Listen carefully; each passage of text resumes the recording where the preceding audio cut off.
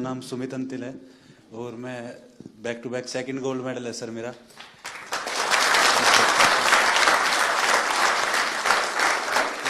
मेरे को अभी भी याद है सर, जब टोक्यो में गोल्ड लेके आए तो आपने प्रॉमिस लिया था कि ऐसे ऐसे 2 गोल्ड और चाहिए मेरे को।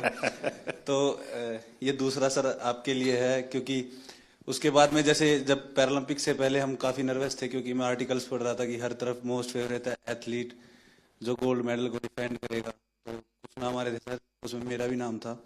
बट जब 20 अगस्त को आपसे बात हुई तो वही पल याद आ गया सर टोक्यो वाले, कि अब की बार फिर से अच्छा करना है।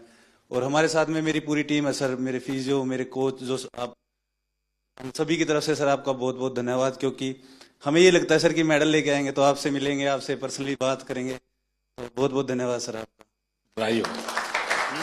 शरद कुमार हूँ, मेरा ये सेकंड मेडल रहा है, मैं 3rd टाइम पैरालंपिक्स किया। शरद और संदीप दोनों को भाषण करने के लिए बोलूं तो कौन सबसे ज्यादा अच्छा करेगा? सर ये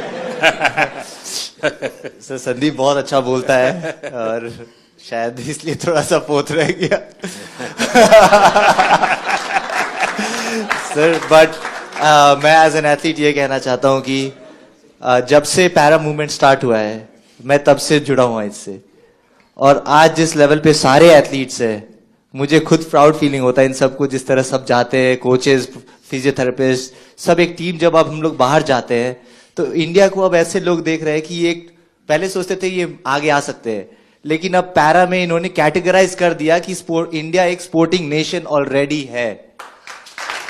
और सर ये ऑफ कोर्स साई की सबसे पहले अहमियत से स्टार्ट हुआ, और फिर हम लोग का सपोर्ट स्टाफ आने लग गए, और एथलीट्स में भी जिस तरह पॉजिटिविटी आया। और सर मेन तो एक और है, आपसे मिलने और जाने से पहले आप जब सबसे बात करते हो और फिर आने के बाद सबसे मिलते हैं, आई थिंक सारे मेडलिस्ट, सारे एथलीट यही सोचते हैं कि हमें यही मौका मिल। सर लोग पैरा को अभी तक अपनाए नहीं जिस तरह आपने अपनाया है।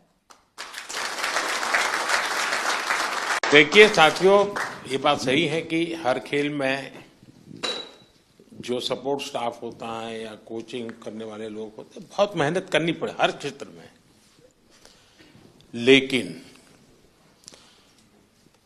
दिव्यांगों के साथ काम करना, उनको सिखाने से पहले खुद को उस जिंदगी को जीने के लिए मन से तैयार करना पड़ता है, खुद को उस पोजीशन में रखना पड़ता है, कौन सी उसकी दिक्कतें हैं उसको खुद के जीवन में आत्मसात करना पड़ता है, तब जाके कह सकते। वरना मैं तो रूटीन में कह दूंगा यार दौड़ो, अरे वो कभी मैं नहीं दौड़ सकता, वो कोच समझ सकता है ये नहीं दौड़ सकता, उसके लिए तरीका ये होना चाहिए।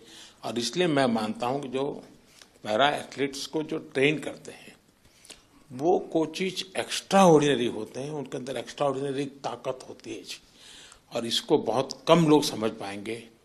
मैं भली भांति समझता हूँ, और मैंने कई बार जब फोन पे भी सबसे बात करने का मौका मिलता है तो मैं इस बात का जिक्र करता हूँ, क्योंकि जो सामान्य है उसको सिर्फ टेक्निक सिखानी होती है, इसको तो जीना भी सिखाना होता है जी।